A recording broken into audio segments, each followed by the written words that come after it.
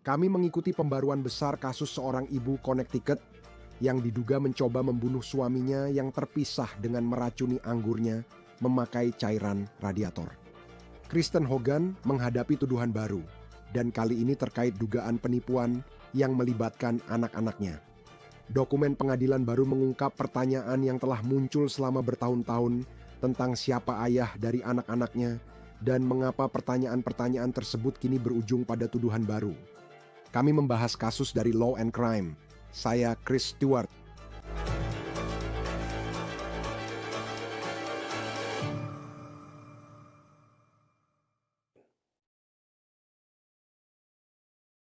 Seorang ibu dari Connecticut yang tinggal di daerah mewah negara bagian itu, di sebuah rumah bernilai lebih dari $1 juta, dituduh melakukan tindakan ekstrem untuk membunuh suaminya dengan meracuni sebotol anggur menggunakan cairan pendingin radiator. Saat suaminya tak di rumah, ini hanya sebagian cerita menurut tuduhan.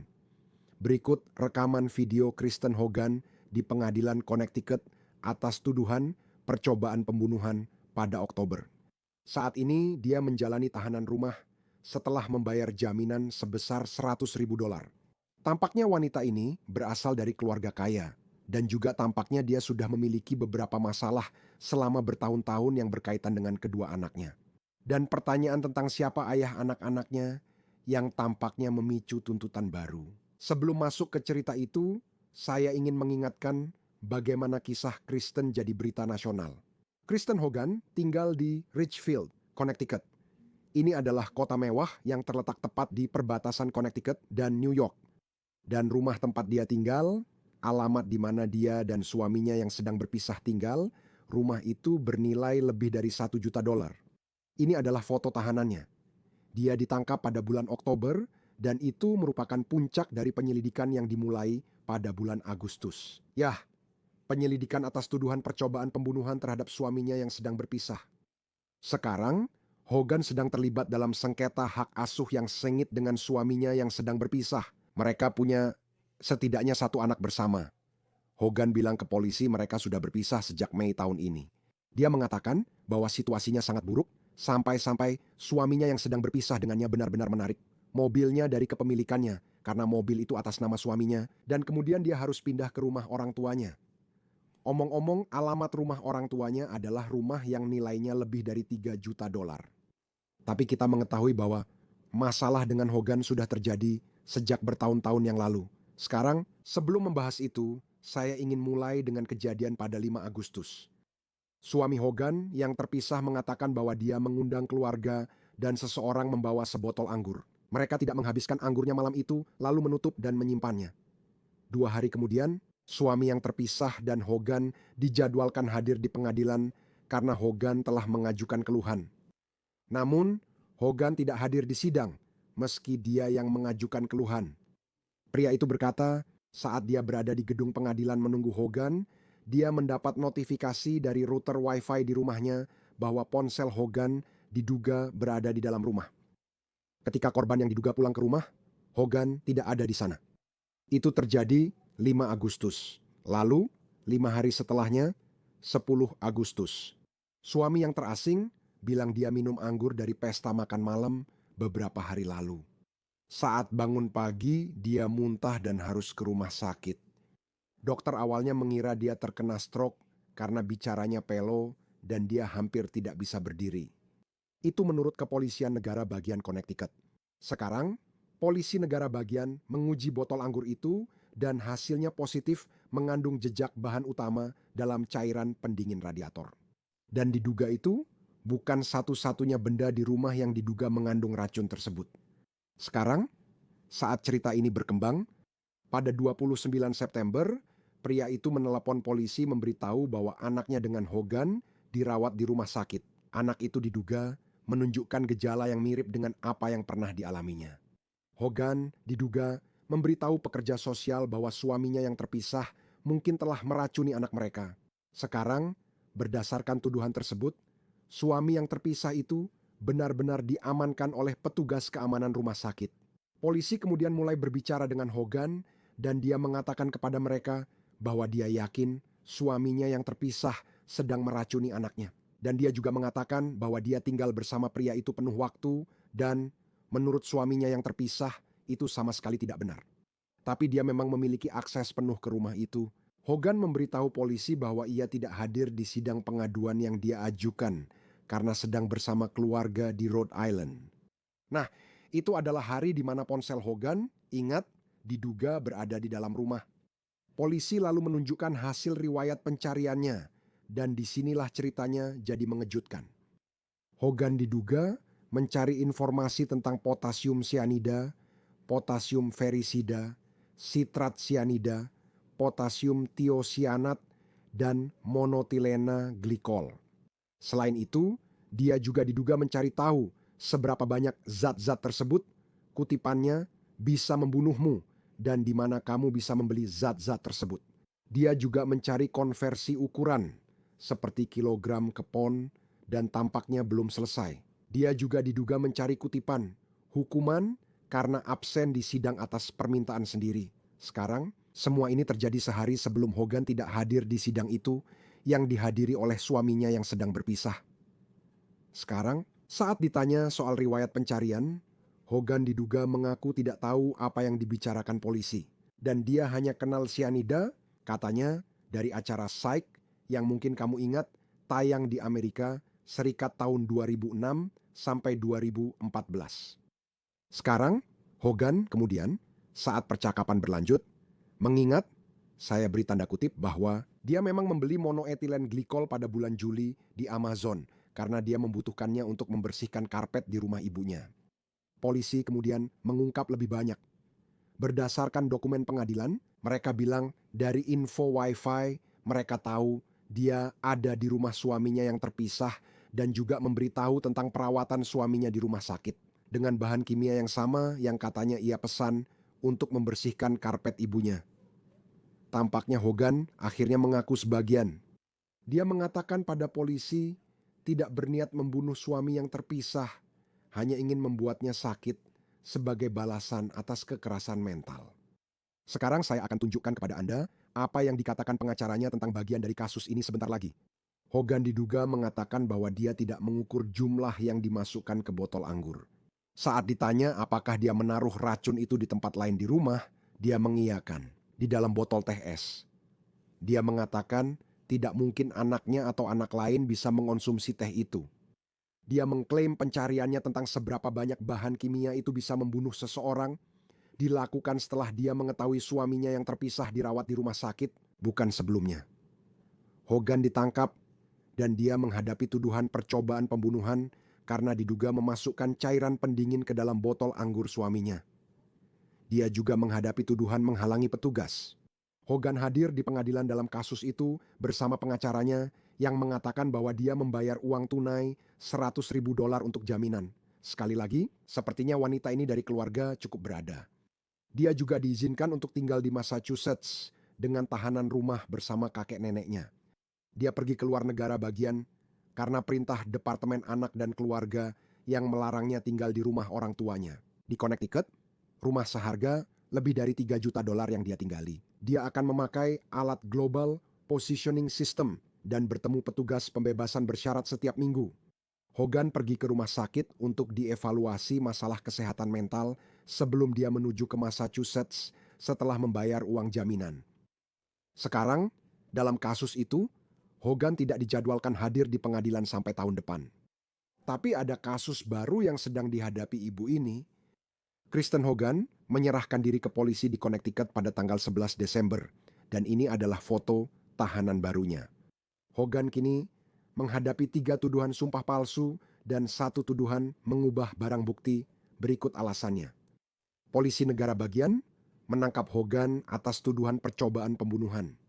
Mereka menemukan dia diduga terlibat dalam penipuan terkait perebutan hak asuh anak-anaknya. Catatan pengadilan Connecticut menunjukkan ada pertanyaan besar tentang siapa ayah kedua anaknya. Polisi menyatakan Hogan melahirkan anak pertamanya pada September 2020. Catatan pengadilan menunjukkan Hogan menikah dengan pria lain dari Maret 2020 hingga Oktober 2021.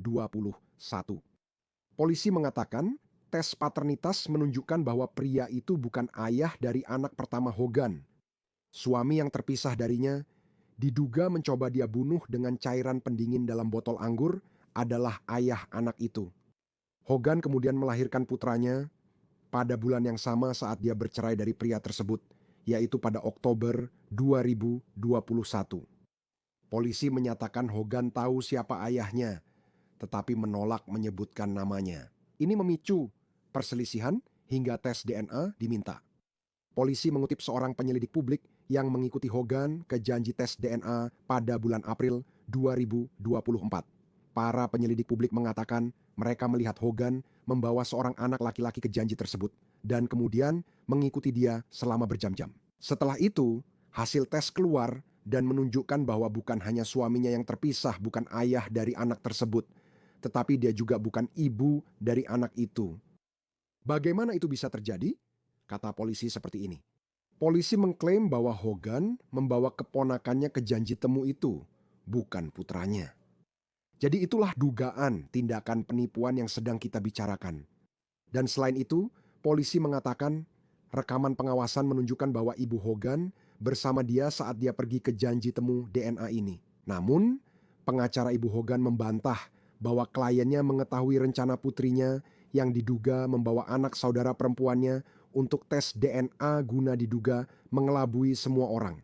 Polisi juga mengatakan mereka berbicara dengan saudara perempuan Hogan, ibu dari anak laki-laki yang diduga dibawa Hogan ke tes DNA. Dan dia mengatakan bahwa dia sama sekali tidak tahu bahwa saudara perempuannya akan melakukan hal ini. Dan dia juga mengatakan bahwa dia tidak percaya ibunya akan terlibat dalam dugaan rencana ini. Hogan ditahan dengan jaminan $50.000 dan dijadwalkan hadir di pengadilan pada 23 Desember atas tuduhan baru ini. Bergabunglah bersama kami sekarang untuk membahas sedikit lebih lanjut tentang kasus ini, atau seharusnya kami katakan kasus-kasus ini, karena saat ini mereka terpisah, pengacara pembela pidana Eric Fadis. Senang sekali Anda hadir di Law and Crime. Saat membaca ini, itu mengejutkan karena dia sudah menghadapi tuduhan serius atas percobaan pembunuhan yang dituduhkan padanya terhadap botol anggur. Tapi dalam kasus ini, benar-benar membahas beberapa masalah ayah biologis yang dia alami, masalah hak asuh dengan suami yang terpisah dan mantan suaminya. Bagaimana pendapatmu setelah membaca tuduhan baru dari polisi terhadapnya? Wah, aduh Chris. Satu hal yang saya perhatikan sebagai sebuah tren adalah betapa cepatnya situasi bisa menjadi semakin parah. Ya, ketika asal mula perselisihan ini adalah kasus hak asuh. Itu adalah sesuatu yang sangat emosional yang mendorong orang untuk melakukan hal-hal yang keterlaluan. Dan itulah tuduhan yang ada di sini. Bukan hanya percobaan pembunuhan, tapi juga dugaan aktivitas penipuan dalam kasus hukum keluarga ini. Terdakwa justru membuat dirinya semakin terpuruk. Dan sayangnya, hal ini tidak mengejutkan dalam situasi perebutan hak asuh yang memanas seperti ini. Melihat hal ini, tampaknya saat ini ada kasus percobaan pembunuhan yang sedang berlangsung. Dia dijadwalkan hadir di pengadilan tahun depan untuk kasus itu. Dia telah dibebaskan dengan jaminan. Tapi untuk yang satu ini, dia akan hadir di pengadilan atas tuduhan baru ini. 23 Desember, seberapa besar kemungkinan kasus ini tetap terpisah? Kalau saya jaksa, mungkin saya akan mempertimbangkan menggabungkan kasus-kasus ini. Sebenarnya ada benang merah yang menghubungkan semuanya. Perselisihan keluarga tampaknya menjadi motif percobaan pembunuhan, dan itulah konteks di mana taktik DNA yang menipu ini diduga terjadi. Ya, ini juga melibatkan pihak-pihak yang serupa. Kamu tahu, terdakwa yang sama, keluarga yang sama terlibat. Di sisi lain, jika saya sebagai pembela, saya akan berusaha sebaik mungkin untuk menjaga agar ini tetap terpisah. Karena kamu tak ingin juri kasus percobaan pembunuhan mendengar dugaan tindakan licik terkait DNA yang bisa mempengaruhi kredibilitas terdakwa. Apa pertimbangan utama saat memutuskan penggabungan kasus seperti ini? Setiap yurisdiksi punya aturan berbeda soal ini, misalnya di Colorado tempat saya praktik. Salah satu aturan yang mungkin berlaku adalah apakah itu merupakan rangkaian transaksi kriminal yang sama yang menyebabkan terjadinya suatu peristiwa utama. Jadi di sini itu masih bisa diperdebatkan kan? Masalah DNA itu terjadi, itu mendahului dugaan peracunan. Jadi menurut Anda apakah itu akan digabungkan? Sebagai pembela saya bahkan berkata, "Yang mulia, sebaiknya jangan menggabungkan ini karena sangat merugikan klien saya." Meskipun ada hubungan antara kedua kasus tersebut, juri akan mendengar tentang masalah DNA ini dan mungkin akan mempengaruhi penilaian mereka terhadap klien pada dakwaan percobaan pembunuhan. Menurut saya, pihak pembela akan berusaha keras menjaga kasus-kasus ini tetap terpisah sejauh mungkin. Karena saya juga berpikir, jika Anda adalah seorang jaksa dan Anda mencoba menggambarkan siapa dia dalam kasus percobaan pembunuhan ini, orang ini yang akan melakukan segala cara untuk diduga mencoba membunuh suaminya yang terpisah, dan saya tahu pembelaannya telah mengatakan bahwa ini sebenarnya adalah hubungan yang sangat, saya kira, penuh gejolak dan beracun antara dia dan suaminya yang terpisah. Tapi sekarang Anda tambahkan bahwa dia dituduh membawa keponakannya untuk dipresentasikan sebagai anaknya sendiri dalam tes DNA. Anda tahu, ketika berbicara tentang seperti apa karakternya dalam kasus percobaan pembunuhan, itu akan sangat buruk. Bahkan jika kasus-kasus ini tidak digabungkan, apakah seorang jaksa bisa mengambil, dia dituduh dalam kasus lain dan inilah dakwaannya. Bisakah Anda mengambil itu dan menambahkannya ke kasus percobaan pembunuhan Anda? Dan Anda tahu, meski kasus-kasus itu terpisah, mungkin ada fakta di satu kasus yang relevan dengan yang lain.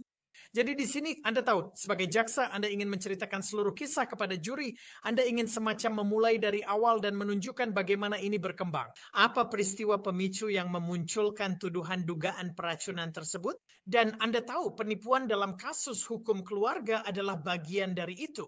Jika saya jaksa, saya pasti akan merujuk peristiwa-peristiwa itu. Dan juga Chris, jika terdakwa bersaksi dalam kasus percobaan pembunuhan, saya pikir itu membuka pintu bagi praktik-praktik menipu sebelumnya untuk dimasukkan karena itu merusak kredibilitasnya. Jaksa akan mengatakan bahwa juri harus mengetahuinya. Apa pendapatmu soal tuduhan polisi padanya terkait praktik menipu dalam tes DNA? Dia menghadapi tuduhan sumpah palsu untuk itu. Mengutak-atik barang bukti, ini berkaitan dengan sesuatu yang terjadi pada tahun 2024. Jadi sudah lebih dari setahun sejak semua itu terjadi, atau kira-kira setahun sejak itu terjadi, dia ditangkap tahun 2025 karena percobaan pembunuhan. Setelah membaca tulisan polisi negara bagian Connecticut, rasanya seperti itu. Setelah mulai menyelidiki percobaan pembunuhan, mereka juga menemukan tindakan ini terjadi. Apa pendapatmu tentang itu? Sudah pernah terjadi, tapi dia belum pernah dituntut? Ya, bagian itu memang bikin penasaran. Jika polisi sudah memiliki informasi kuat bahwa dia pada dasarnya berbohong di pengadilan lewat masalah DNA ini, kenapa tidak menuntutnya lebih awal? Fakta bahwa mereka menunggu, menurutku tidak membantu pemerintah. Menurutku pembela akan bilang, pemerintah seolah menumpuk masalah padahal ada kesempatan. Jika mereka benar-benar menganggap ini adalah kejahatan untuk menuntutnya karena hal itu. Mereka memilih untuk tidak melakukannya sampai perhatian media nasional tertuju pada kasus ini. Sekarang lihat, mereka ingin memberinya hukuman berat. Jadi Anda bisa mencoba membuat argumen keadilan dari pihak pembela bahwa tuduhan-tuduhan ini, jika memang sah, seharusnya sudah diajukan sejak lama. Saat dia ditangkap karena percobaan pembunuhan, uang jaminannya ditetapkan $1 juta. Sepertinya dia memang berasal dari keluarga kaya.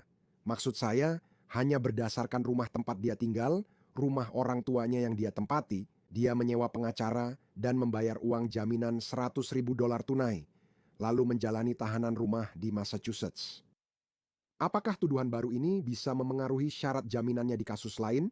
Jika jaksa datang dan berkata, "Hei, bukan hanya, kamu tahu, dia dituduh melakukan ini dengan botol anggur?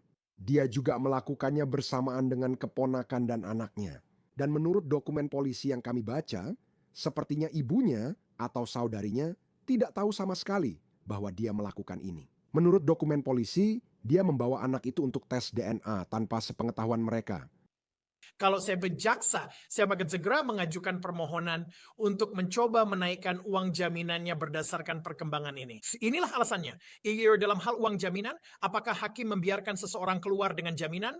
Hal utama yang dipertimbangkan adalah apakah terdakwa bisa dipercaya mematuhi perintah pengadilan selama bebas dengan jaminan. Jika saya jaksa, saya akan berkata, dia sudah menunjukkan. Bukan hanya dia tak bisa mematuhi perintah pengadilan, tapi juga akan menipu pengadilan demi memperbaiki posisinya. Dan karena itu dia tidak bisa dipercaya jika berada di luar tahanan dan jaminannya harus dinaikkan. Saya tidak akan terkejut jika permohonan seperti itu diajukan atas nama pemerintah. Ketika berbicara tentang kasus pengadilan keluarga, dan sebagian besar dari ini adalah perkara perdata, Anda meninjau catatan pengadilan dan menemukan banyak permohonan untuk menguji status ayah biologis anak-anak yang telah berlangsung bertahun-tahun. Seberapa sering transisi dari pengadilan perdata ke pidana terjadi seperti sekarang? Cukup sering, dan itu mengkhawatirkan. Sayangnya, ada begitu banyak hal yang terjadi dalam kasus perceraian ini yang bersifat provokatif, bahkan sampai melewati batas menjadi tindakan ilegal. Kamu tahu, ini taruhannya besar kan? Ya, ini tentang anak mereka yang dipertaruhkan. Jadi mereka rela melakukan apa saja, kadang sampai kelewatan, demi mendapatkan apa yang mereka inginkan dalam kasus itu. Dan di sini ada tuduhan bahwa dia telah bersumpah palsu dan juga pada dasarnya menipu pengadilan terkait sifat bukti DNA yang diberikan sesuai dengan perintah pengadilan. Ya, dia tahu hakim akan melihat ini dan dia mencoba menipunya. Itu masalah besar untuknya. Saya ingat setelah sidang jaminan, dia bisa membayar 100.000 dolar tunai. Dan pengacaranya berkata, setelah itu dia akan memeriksakan kesehatan mentalnya. Dan lihat, saya tidak tahu situasi kesehatan mentalnya. Jelas ada dugaan penipuan dan beberapa masalah yang sudah terjadi. Maksud saya, untuk mencoba membunuh seseorang dengan diduga meracuni sebotol anggur, itu sendiri adalah sesuatu yang orang-orang di luar sana akan katakan. Ada yang salah dengan orang yang mau melakukan itu dan kini dia dituduh melakukannya. Tapi apa standar untuk bisa menggunakan pembelaan kesehatan mental dalam kasus percobaan pembunuhan? Standarnya sangat tinggi, Chris. Tidak seperti di film, orang tidak mudah lolos dengan alasan tidak bersalah karena gangguan jiwa. Itu bukan kenyataannya. Standarnya biasanya adalah terdakwa memiliki penyakit atau cacat mental yang membuatnya tidak bisa memahami kesalahan dari perbuatannya. Dia tidak bisa membedakan benar dan salah karena pengaruh penyakit atau cacat mental. Itu standar yang sangat tinggi. Apa penyakit atau cacat mental itu? Kamu tahu, kadang-kadang kita membicarakan skizofrenia, gangguan bipolar, hal-hal seperti itu. Saya belum tahu ada diagnosis seperti itu yang diumumkan ke publik dalam kasus ini. Namun mengatakan dia tidak tahu apa yang dilakukan itu keliru. Itu agak dipatahkan oleh sifat perhitungan dari penipuan yang diduga dia lakukan. Dengan memberikan DNA keponakannya dan mengakuinya sebagai milik orang lain. Ketika berbicara tentang kasus percobaan pembunuhan, dan Anda tidak hanya memiliki botol yang hasil tesnya positif mengandung antibeku, menurut polisi, suaminya juga memiliki zat itu di dalam tubuhnya. Anda juga memiliki riwayat pencarian Google tentang jenis bahan kimia yang terlibat. Dia, sampai batas tertentu, juga sempat membicarakannya sedikit di rumah sakit. Sepertinya ada banyak bukti yang memberatkannya. Dia tampaknya didukung pengacara mahal karena berasal dari keluarga kaya. Apa yang mungkin dilakukan pengacara saat membangun pembelaan atas tuduhan percobaan pembunuhan? Tentu percobaan pembunuhan adalah tuduhan sangat serius dari sudut pandang pembelaan. Dan kamu harus mengupas dan melihat unsurnya, lalu bertanya, apakah benar ada cukup bukti untuk unsur itu? Untuk percobaan pembunuhan, mereka harus membuktikan dia sengaja mencoba membunuh seseorang dan itu memang tujuannya. Dan saya kepikir beberapa laporan telah menunjukkan bahwa pembelaannya mungkin akan terlihat seperti, hey, dia panik dan membuat keputusan yang sangat buruk. Tapi dia hanya ingin melukainya. Dia tidak berniat benar-benar mengambil nyawanya. Dan ada beberapa laporan yang mendukung hal itu. Jika pembela berhasil meyakinkan juri soal itu adalah tuduhan yang jauh lebih ringan, di mana Anda tahu hukuman penjara hanya beberapa tahun bisa dijatuhkan dibandingkan dengan puluhan tahun. Memang ada perbedaan besar antara percobaan pembunuhan dan tuduhan yang lebih ringan, yang menurut saya akan mereka coba sampaikan kepada juri. Bagaimana prosesnya? Jika dia didakwa percobaan pembunuhan dan terbukti karena memang membuat pernyataan, jika dia berkata, "Saya tidak ingin membunuhnya," dan juri percaya, maka dia tidak bersalah atas percobaan pembunuhan. Bagaimana prosesnya hingga dia tiba-tiba didakwa dengan tuduhan lebih ringan, padahal dia tetap melakukannya? Jika benar, masukkan cairan pendingin ke botol anggur. Di banyak yurisdiksi, termasuk Colorado, tempat saya bekerja, ada pelanggaran termasuk lebih ringan dan pelanggaran tidak termasuk lebih ringan. Intinya, jika seseorang diadili atas percobaan pembunuhan, tapi tidak dapat membuktikan niat membunuh, tetapi mereka bisa membuktikan adanya niat untuk melukai, itu bisa menurunkannya menjadi pelanggaran yang termasuk lebih ringan, seperti penyerangan. Sekarang di banyak yurisdiksi, penyerangan sederhana hanya dianggap pelanggaran ringan. Apakah itu termasuk penyerangan dengan niat melukai fisik? Semua nuansa ini bisa dibedakan di persidangan. Namun meski tuduhan terberat tak bisa dikenakan padanya, bukan berarti dia lolos dari tuduhan signifikan lain yang mungkin lebih ringan. Sekarang, dia bisa membayar jaminan. Banyak orang yang dituduh percobaan pembunuhan tidak pernah keluar dari sel penjara hingga persidangan. Apakah mereka dinyatakan bersalah atau tidak? Dalam kasusnya, dia bisa membayar 100.000 dolar. Menurutmu bagaimana? Saya yakin orang-orang akan bilang, ini orang punya uang. Mereka bisa bebas dan pulang tanpa harus tinggal di penjara. Sementara kasus ini masih berjalan, ada banyak orang yang tidak bisa menyediakan 100.000 dolar tunai. Ini benar-benar mengubah segalanya ketika seorang terdakwa bisa keluar dengan jaminan untuk berjuang dari luar tahanan. Maksud saya begini, lihat, ketika saya punya klien yang sedang ditahan, saya tidak bisa mengirim email untuk informasi penting. Saya tidak bisa mengirim pesan singkat. Saya tidak bisa terus-menerus berkomunikasi dengan mereka. Saya juga harus menyerahkan dokumen fisik kepada mereka untuk ditinjau yang memakan waktu bagi mereka. Seminggu kemudian mereka menelepon dan memberi masukan setelah melihatnya. Sebenarnya semua bisa selesai dalam 20 menit jika orangnya tidak ditahan. Namun saat individu ditahan, proses pendampingan jadi sangat lambat. Dan banyak orang memang tidak punya kesempatan sumber daya keuangan seperti yang dimiliki terdakwa ini untuk bisa berada di luar tahanan dan berjuang dengan sepenuhnya. Ya, dan kita akan lihat apa yang terjadi selanjutnya. Tentu saja, perkembangan baru ini membuat segalanya jadi sedikit lebih rumit. Sekadar menelusuri dokumen pengadilan dan mencari tahu hukuman apa, jika ada, yang mungkin dihadapi wanita ini. Ini cerita menarik, kita tunggu perkembangan selanjutnya. Eric Fadis, pengacara pembela pidana dari Colorado. Terima kasih, seperti biasa, sudah meluangkan waktu untuk bersama kami di Law and Crime. Kami sangat menghargainya. Terima kasih sudah mengundang saya, Chris. Hogan akan kembali ke pengadilan 23 Desember untuk kasus sumpah palsu dan percobaan pembunuhan. Dia dijadwalkan kembali ke pengadilan pada bulan Januari. Itu saja untuk kasus dari Law and Crime. Langganan di YouTube dan Spotify. Saya Chris Stewart, sampai jumpa.